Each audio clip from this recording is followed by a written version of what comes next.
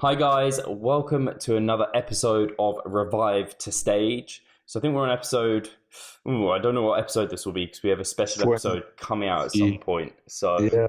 Either 21 or 22. so 21 or 22, whatever happens, it's getting into scary numbers now, although I'm sure we'll continue this series past kind of the stage because Definitely. as we've spoken about a lot already, actually, the stage is always there for one.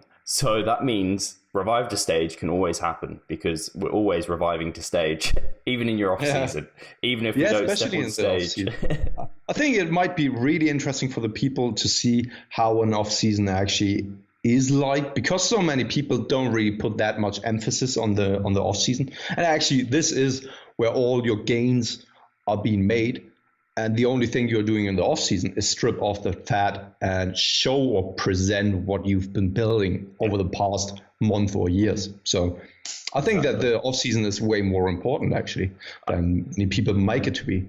I actually think, and we've spoken about it before as well, where we see revive to stage going once the stage is gone for us. It's about interviewing other, like we have already been doing with AJ, and we've recently had, we will have had Luke from Shredded by Science. I'm not sure when the Yes. episode will go live, so you can look forward to that if it hasn't come out yet. Probably next week, right? Yeah, so yeah, probably next week. Yeah, exactly. And I think even interviewing bodybuilders in their off season will be interesting as well, not just during their kind of contest prep, because off season there's lots of strategies and things going on as well. So anyway, this week we aren't talking about any of that stuff. It was just to give a bit of a thought to the future of Revive to Stage, because we do think the viewers take a lot away from it, and we really enjoy it, checking in with each other each 2 weeks, well, every week. But this week, I'm obviously interviewing Pascal about his past 2 weeks. As ever, Pascal has had an eventful 2 weeks. I think Pascal's Whoa, life, what the fuck is going on with me, man? your life is like EastEnders or a sitcom. It's like, I Yeah, don't know if that's the right word, but the Truman Show. Yeah, it's an interesting show. Whereas Steve's show is like, oh yeah, Steve's just, but it's just going to plan, kind of. Whereas Pascal's is, yeah, kind of more interesting, and that's not a downside to Pascal. It's just obviously we've understood his background, the whole roller coaster ride that it's been, and the last 2 weeks have been a roller coaster. But I think really this episode will set the stage for a really positive future for Pascal, and I really hope it does. And yeah, let's get into it. So the biggest change the last 2 weeks for Pascal has pretty much been there was the acute kind of, there'd been the chronic upset just throughout, and now there's been something acute that's caused you to make a decision that was probably the hardest decision that you've made potentially this year, in fact. Yeah, And definitely. it's really then taken its toll on you. And I don't think anyone will be surprised when they've seen how much you've invested in that decision to what has happened afterwards. But yeah, I'll let Pascal kind of describe more about kind of what his thoughts, feelings, what happened, so we can get a real idea about what's been going on. Yeah, cool. I mean, 2 weeks ago, the last check-in was like when I was over in London at the conference, and everything was kind of cool and smooth. Still, I was pushing it hard, as some of you might still remember. And I already mentioned there that my hip was flaring up for the first time since my surgery back in December 2016, which was really worrisome. I went to see my doctor. We did an MRI. And when I got back from London, I received the results from the MRI. And basically what happened in my hip was that there was a lot of inflammation going on.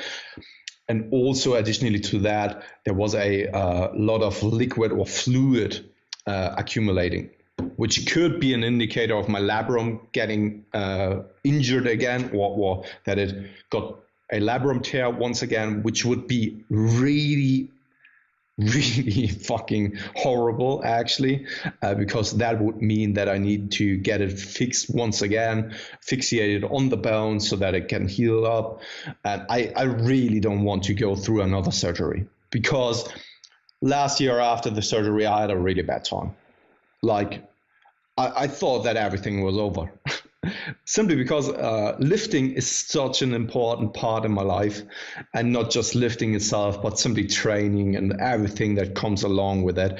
And yeah, back in the days, it was already like the worst thing that could happen, that I was forced to walk on crutches for 8 weeks. And I thought like I could never get back again. So when I finally got laid off the crutches, I was just like, okay, let's immediately start the contest prep, right? Because that's the perfect timing doing so. And especially when it comes to the recovery aspect of my hip. And of course, it wasn't the best idea, just for the listeners to clear that up.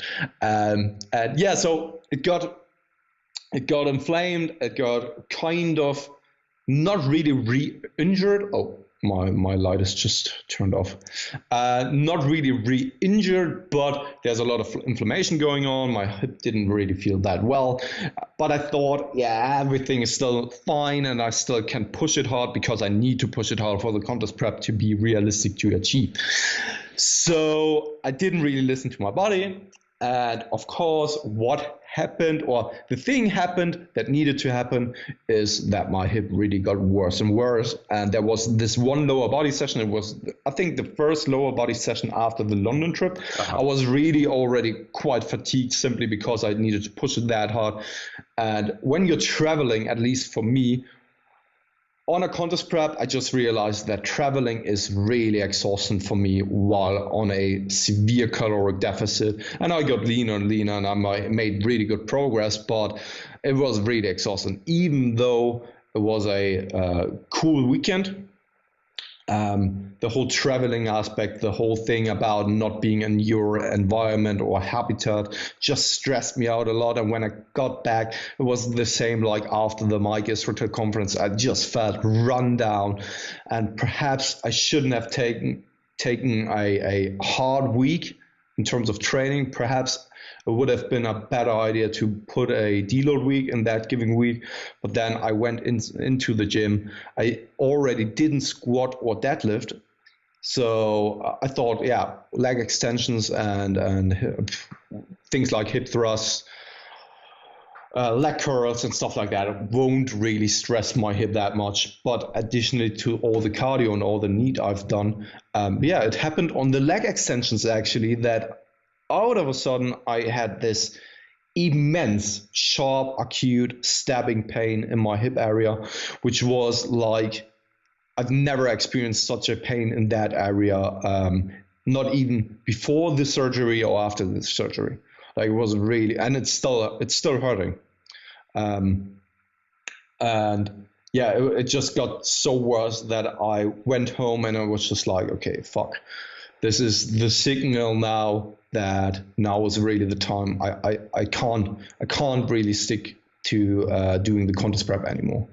So yeah, this just made the decision clear that now I have to pull the plug, not because I needed to or because it was a decision I wanted to do, but it was made for me, unfortunately, and not in the best way.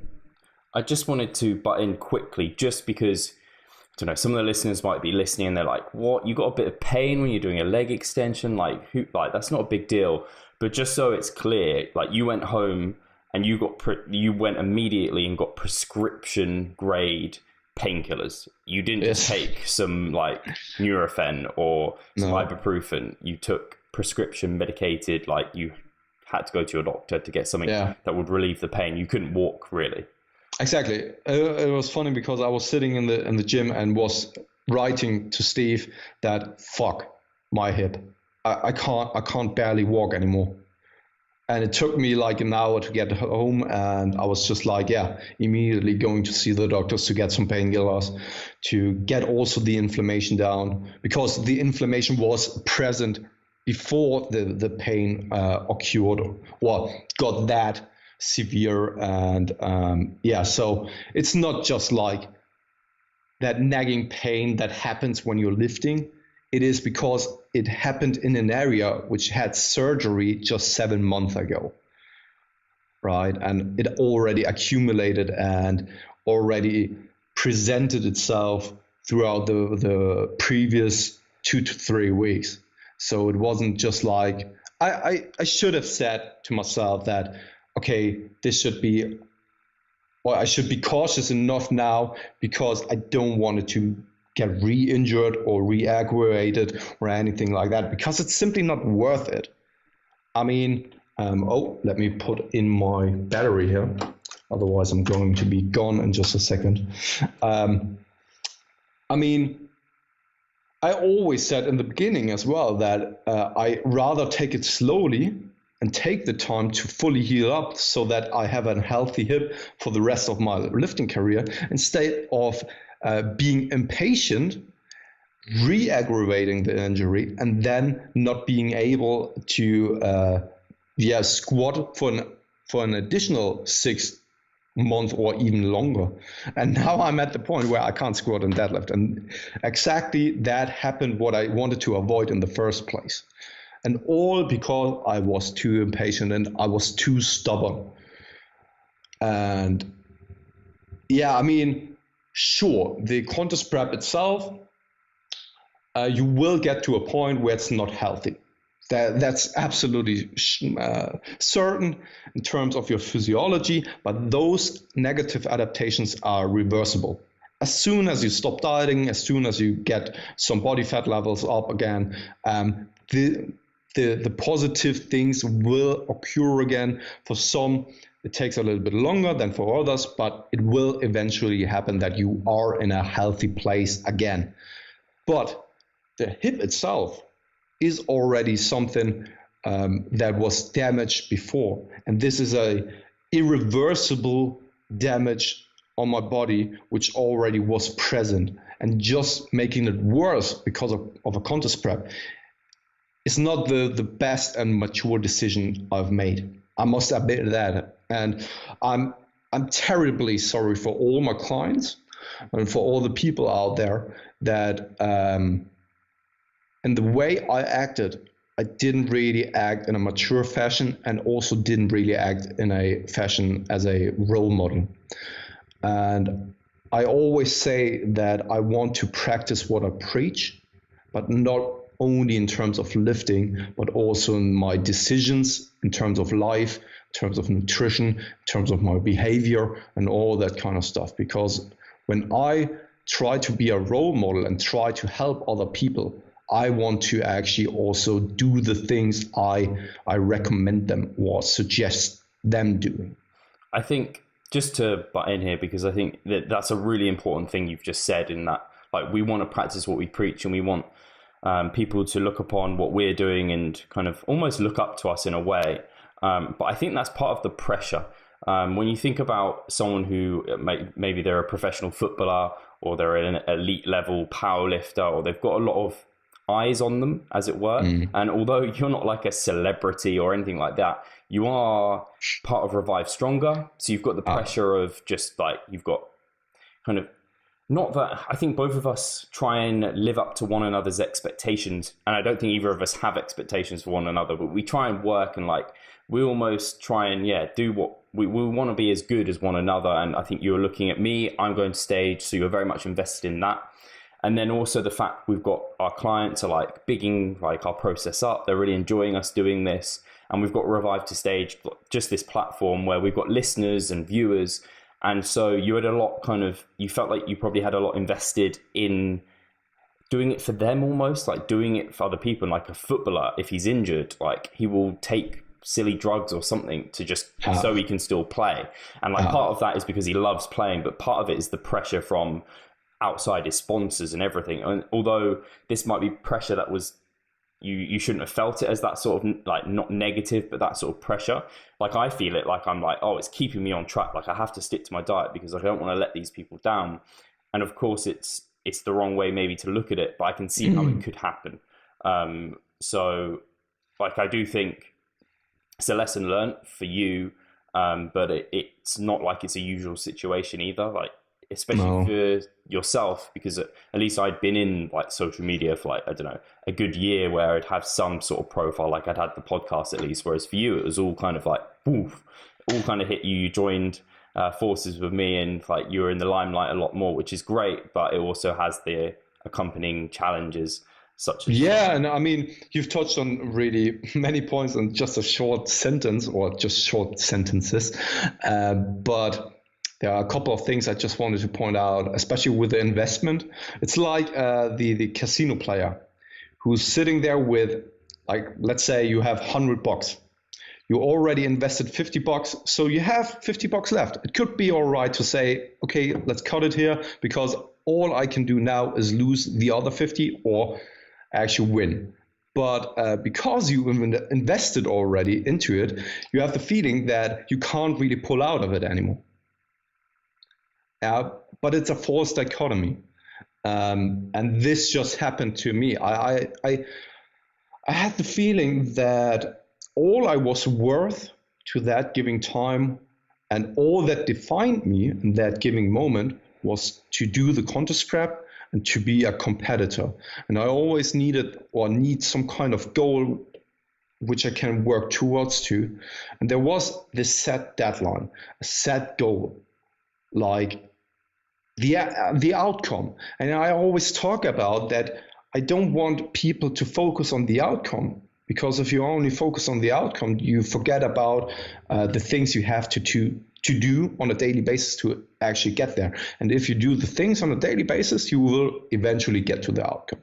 And I was so focused on the outcome, and I forgot about what I needed to do on a daily basis, and I forgot about me and my health and also my well-being. Because in the time when I was over in London, I was super annoyed all the time, and I told you, Steve, that I was really sorry in the way I behave in front of you.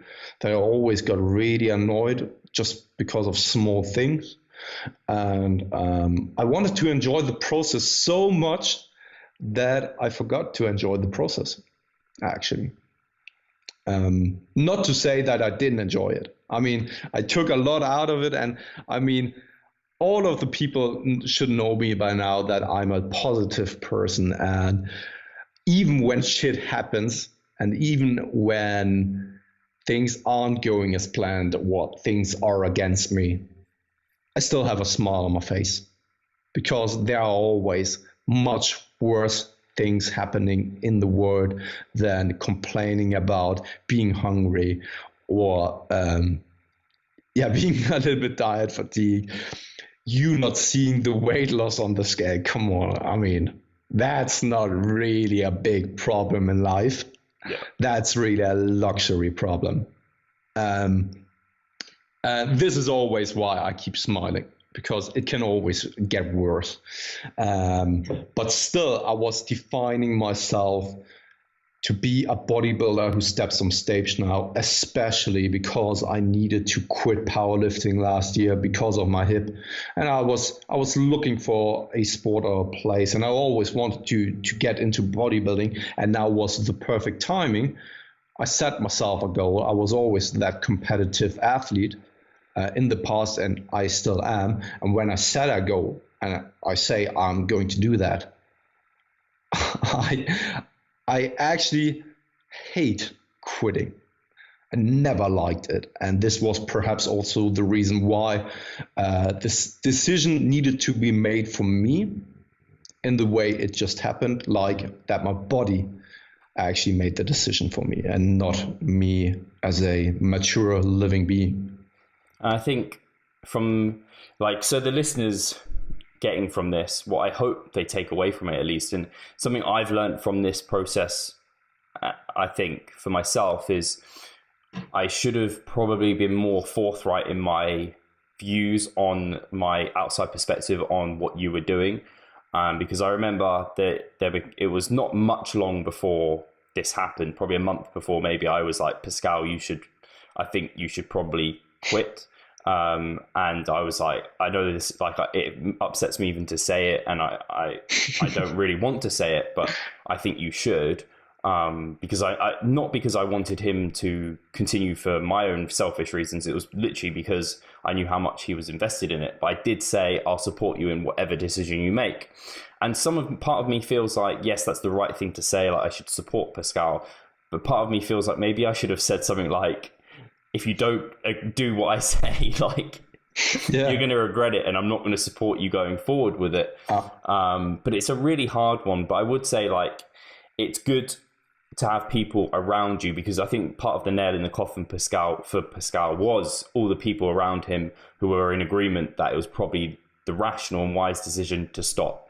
So it wasn't enough for just me. There had to be kind of several people. But the fact is, Pascal had those several people around him. If you don't and you isolate yourself, I think you're going to put yourself in a worse position.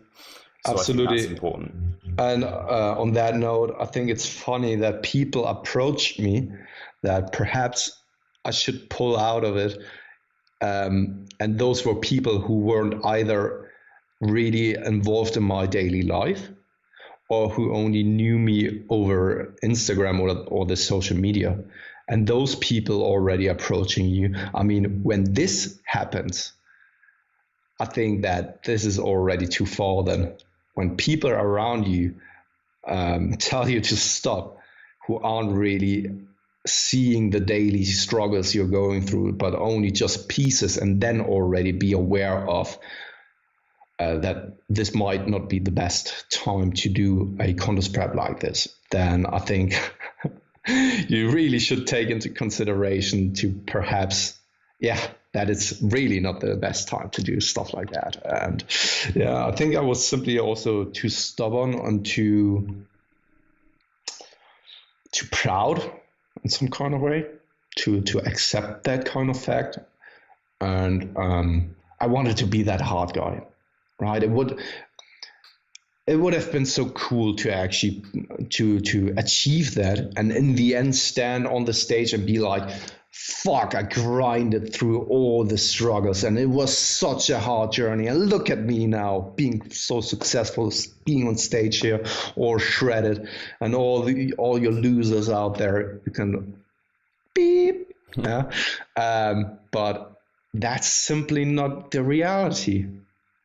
And would that have been a great achievement in the end? I doubt it. I mean, when everything was a struggle and everything was a pain, is it then cool to then actually be on stage and be like, fuck, this was a struggle, but I'm now here? I think Actually, no. opposite. Yeah, totally. Actually, I want to enjoy the whole journey and have it as smoothly as possible. And funny enough, we've recorded the episode with a Luke already, which will probably come out after this one. And his contest prep, without spoiling too much, his contest prep actually goes pretty smoothly, and he enjoys the process, even though he's not seeing himself as a bodybuilder. And this should be the way it is. Like, yeah, making it as smoothly as possible, so that you can actually enjoy being on stage and not feeling as a relief to be on stage. I think I think that I've had the benefit of my prep in 2014, where it was a bit of a grind and it wasn't the smoothest, nicest prep. Nowhere near as tough as what yours had been, but it was still not comfortable. So I think that's important. I think people can also take away the fact we talked about perspective a lot and really think about life in general and what's the worth of this small period of time. Try and take yourself out and take a bird's eye view. And roundabout way, I was just going to say, is having a coach oversee it, like who you trust and who will you'll listen to them. I think because you've invested in them, I think that would kind of solve hopefully a lot of these problems, as long as they were fully open and you were fully open with them. They were good, kind of all that sort of thing. Yeah, just wanted to add, well, on that note now, and end it then there, that you are not only the bodybuilder. There's more to life than you being the bodybuilder.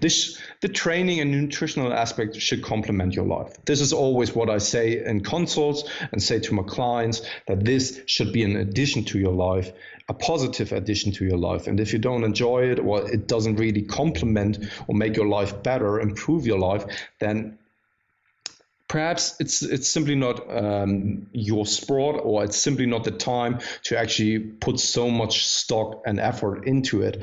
And don't be defined by the athlete you are, but you are the person you are because of other abilities and other personal traits than you competing or you not competing, you hitting your PR in the gym, you sticking to your macros or anything like that. There's more to life than this, and there's more to you as a person than those kind of things.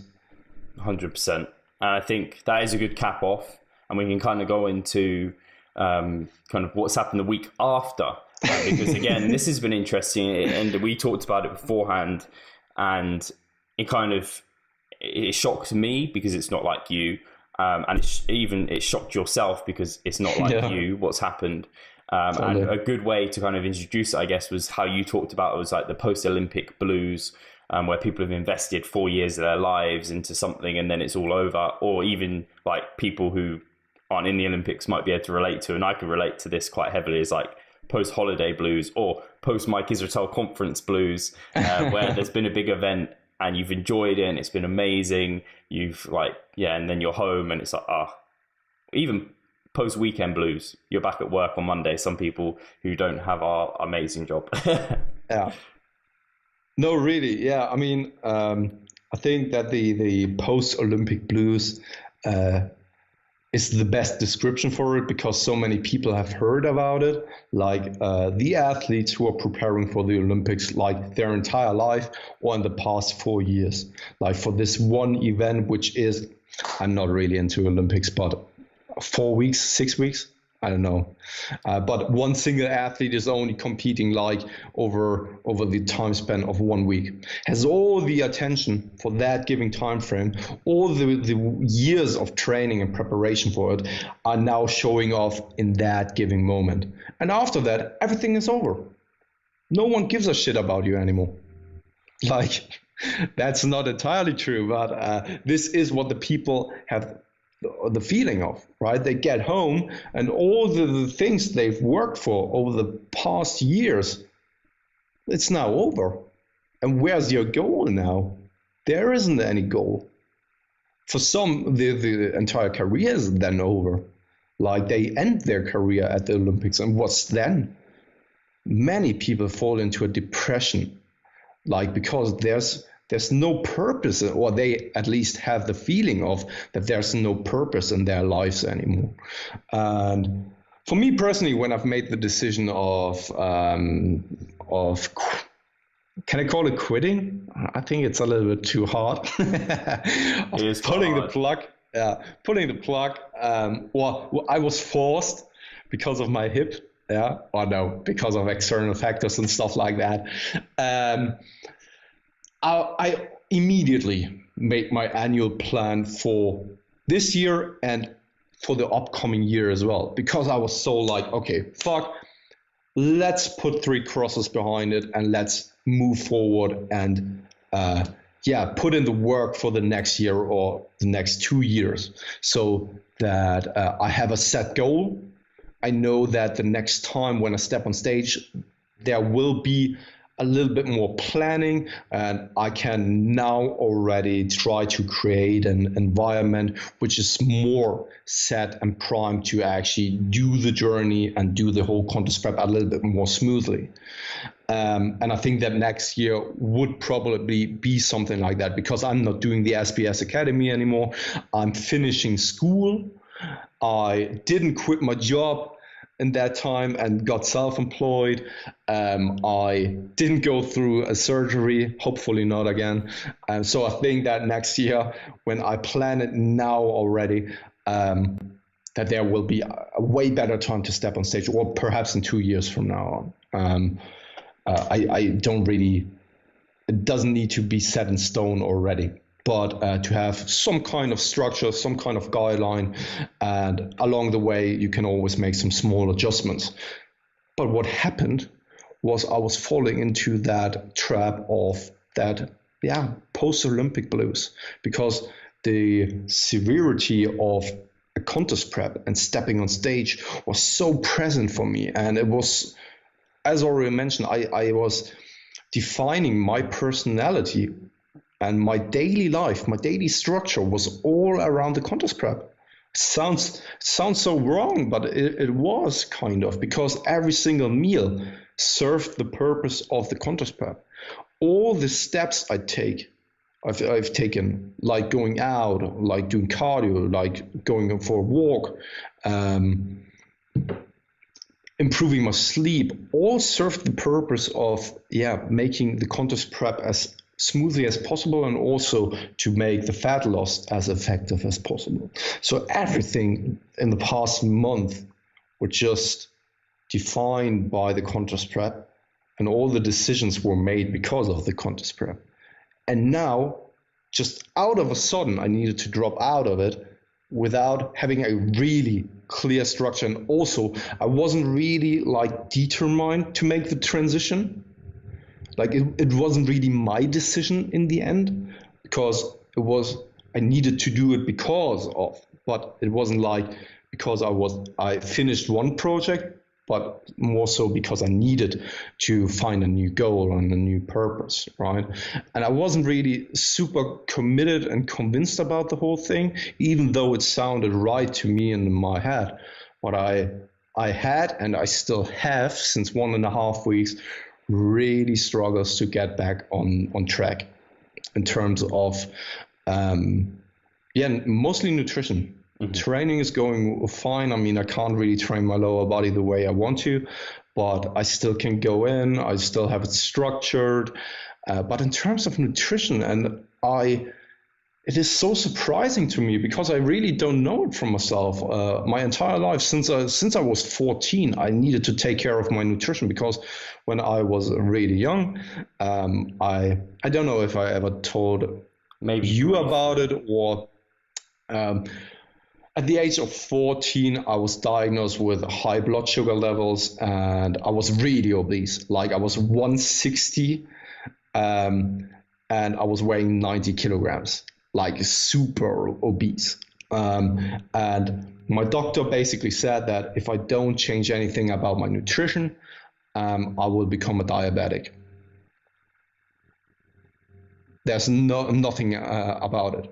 I will become a diabetic. So that was the time where I then changed everything about my nutrition, and it was the time where I started to actually take care of everything, like track, not really tracking like I used to do it now, but I needed to build an awareness of what to eat, what foods are quote unquote good or bad, and the ingredients and all that kind of stuff. And since I'm 14, I lost then weight. I lost like 30 kilograms over the time span of I think 1 year or something. I can't really remember exactly. But I was always really active and really a sportsman, but I was simply eating like shit. It's no surprise that I was so obese, and I was really at that unhealthy spot when I was a child. But I needed to build that awareness. And since then, I never wanted to actually become overweight again. But the problem was that I've never actually built that awareness of satiation. I don't eat for satiation purposes, and I could never intuitively eat, because I don't get that response from my body. What I've did since I'm 14 is simply tracking my total calories and eating to that total caloric intake. Always.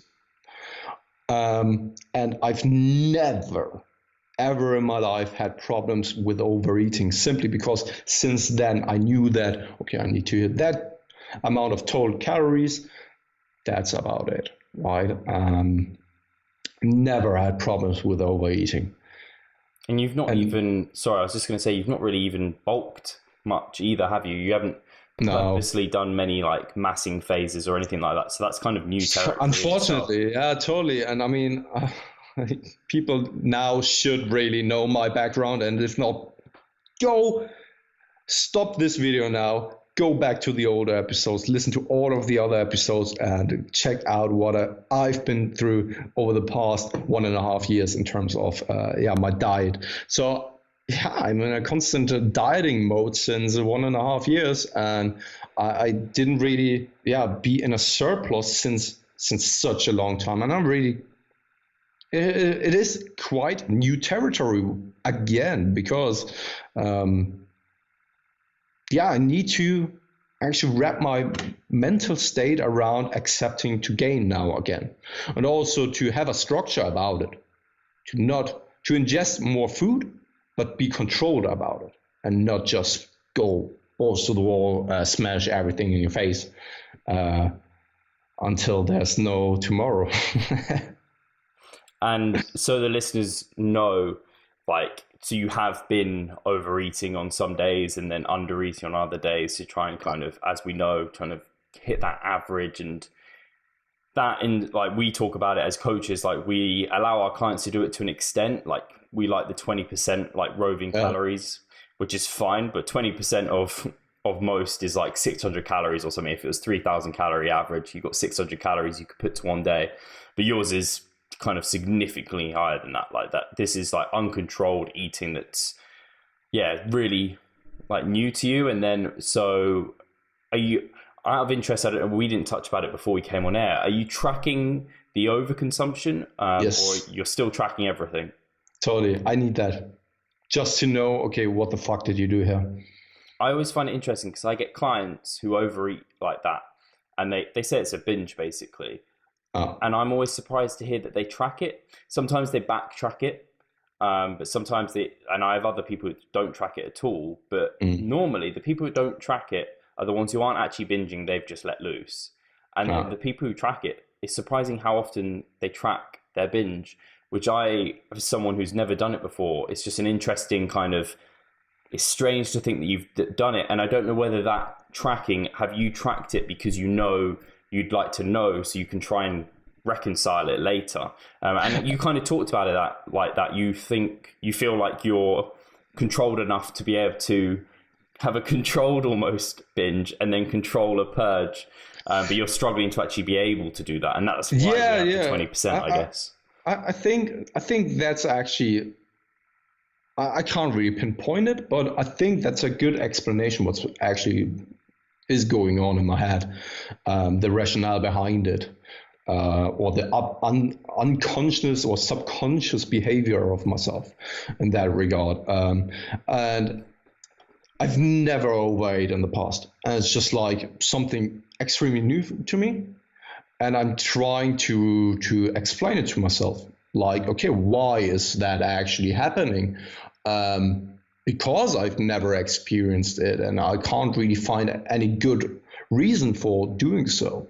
So I'm trying to analyze it, and in the end, it's just like, okay, because it never happened in the past, this probably will not happen again. And I think that I'm mentally strong enough to then decrease my calories for the next day to make up for it. And this is the worst thing you can do. And this is always what we are telling our clients not to do. When you're overeating, just accept it. Again, put 3 big crosses behind it and just say, okay, fuck, that happened. I'm standing above it. That's just what happened, and let's now move ahead, because there's actually, when you overeat on one day, what basically can happen? The worst thing is your glycogen levels get refilled. The thermic effect of food probably gets increased. Also, most of the time, the need levels the next upcoming days are significantly higher, because the body likes homeostasis and it will try to cope with the excess energy. And all those kind of things, most of the time, and also studies have shown that overconsumption of one day, like massive overconsumption, doesn't really yield too much fat gain.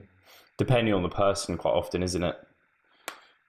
No, not really. They've done twin studies kind of looking at how people's NEAT differ. Like some people will just absorb the calories, whereas other people go crazy.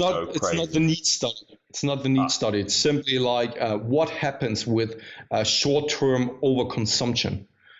And basically, the body makes use of those nutrients. It's not like I'm saying that you can get away with binging every once in a while. That's not what I'm saying. And that those excess calories just poof and If you eat get over lost. 5,000 calories, the rest don't count. Yeah, exactly. That's not what I'm saying. And I would actually recommend you not trying it and also not be like, that's all right every once in a while, because these things will happen in my body. That's absolutely not true. But in the study itself, and just remember what studies are, it's always an average most of the time, on obese population or a specific population, which isn't really the recreational lifter or anything. There are always caveats to studies. Just that being said as well. But they just looked at what happens with a single day overconsumptions, for example. And things like the thermic effect of food, things like need went up, all those kind of things led to them not gaining significant amounts of body fat. Less than predicted, I guess. Yeah. However, it's not like you're eating 3,500 calories over your maintenance calorie intake and you are gaining 1 pound of fat. Yeah. That's not what's happening, right? But especially when you're dieting since a long time, and the leaner you get, we see it in bodybuilders when they are coming out from a show. We hear those stories where they are gaining, like, let's take Eric Helms. He basically, over the period of a month, I guess it was, he gained over 40 pounds of body fat. Nuts. Yeah. And simply because he went out and binged and couldn't really control it anymore. And so it isn't really like, okay, short-term overfeeding doesn't yield any fat gains, but this will happen. And especially the longer and more often it happens, the body makes definitely use of it, of their energy. And also when you're lean, like really lean, you're starved, there's a time right after the show that you can't really put the intensity into the training session, and you probably won't only get muscle mass back, but there's a higher chance, especially in the first 1 or 2 weeks, to actually accumulate a lot of fat gain. And this is where the recovery diet comes in. You want to get back to a healthy body fat level as quickly as possible to then, being able to actually gain muscle mass more effectively. Yeah, I think this could be a completely different podcast topic. Actually, I think I think you completely agree with me in that. That would really depend on the person, their situation at that time, because some people could reverse into their show, which would be the perfect scenario. So then they'd be in a good position to gain. Totally, but then you are not eating really way above your maintenance, because the recovery diet is like adding extremely many calories, like for the first days, to then get a spike in body fat levels, to then get the signaling for your body that everything is fine and well and you are recovering right now. And there's some people that into a show is more like filling out the glycogen, minimizing the fat gain so that you actually look fuller and more sharp on stage. Yeah, I was just going to say, like, some people, they need that body fat to come up before they start feeling good. Other people might feel better sooner, so they don't need such a aggressive approach out. But anyway, that wasn't your point. No, I thought that you were about to say or add something to it. No, actually, I don't know what else we have to say on this apart from, like, it's happened.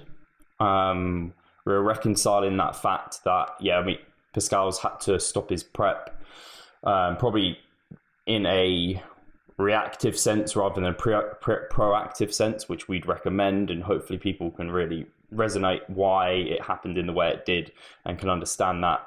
And now coming out of prep, it's been difficult for Pascal to kind of grasp onto his new goals, which he will.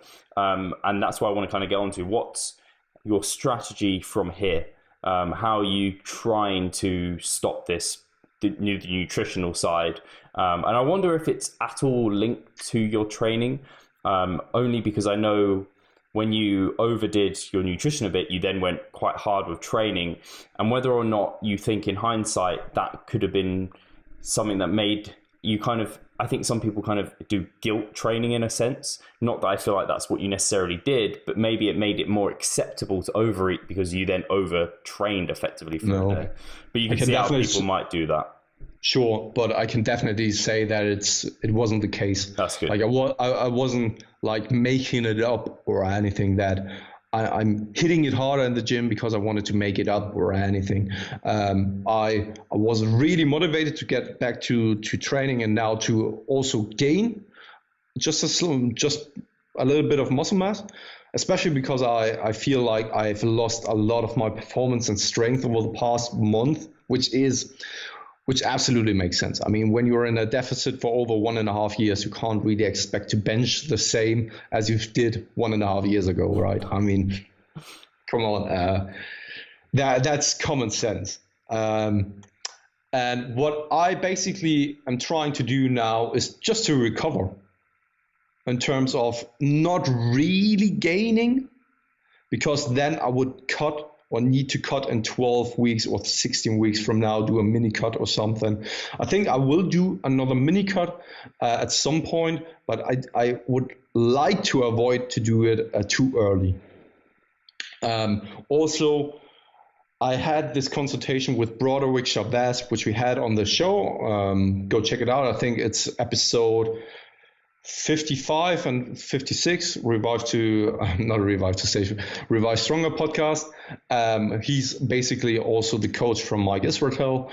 And I had a consultation with him and him saying that my body is already in a state where it feels like it's contest lean because I'm dieting since such a long time, and that I can expect like half of the time in which I was in a caloric deficit to need to then recover out of it. So I expect, and this is also the reason why I planned my annual plan the way I did now, to be at maintenance slightly above for the next 2 to 3 months, and then from there on start gaining, so that at the 6-month mark I'm at a good place to then perhaps throw in a mini cut there and then continue gaining. Perfect. No, I think that's basically it. I mean, there's no real magic to it. I'm sorry, guys. We don't sell magic pills, and there's nothing special about the setup of an. Yes. Just email me directly. Yeah, and you need to have a consultation with us because otherwise we can't share it with you. No, but I mean, there's a clear structure, there's a plan, but always be flexible because you don't and you never know what happens in your life, what happens in training, if you need to make any adjustments. So there's a structure there, but yeah, nothing fancy though. I mean. And I guess this will be telling in 2 weeks to see how you do. I think from here on out, it will just get more progressively easier to deal with from a physiological and psychological standpoint. And I already have the feeling here today, like yesterday, I took the time to really just leave the social media aside. I went out, visited some friends as well, just to have at least one day where I'm just like for myself and not really focused on training and nutrition. And it was such a relief, like really. I mean, yeah, it was so good. And I feel like I'm reset. Yeah, I think that's the right word for it. I reset myself to now refocus on being able to actually get back on track. And perhaps this was the problem, coming from one extreme to the next, like never actually taking a break. Yes, throwing in a deload and a mini and a diet break is sometimes fine, but there's still a clear structure and a clear end goal to it.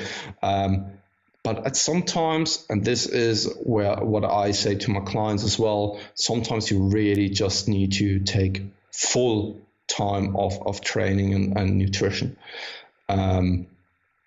because this will prime you and set yourself up for future success, for future gains. And I mean, this is a sport for the long term. It sounds always so cheesy when people say it. It's a marathon and not a sprint, but there's actually some truth to it. And what is 1 week, 2 weeks in the whole perspective of an entire career, like 30 years, 40 years, 50 years of lifting? Take a whole fucking year off. That's all right as well. I mean, I know that Greg Knuckles, I think, was traveling for 6 months or something where he didn't really train at all.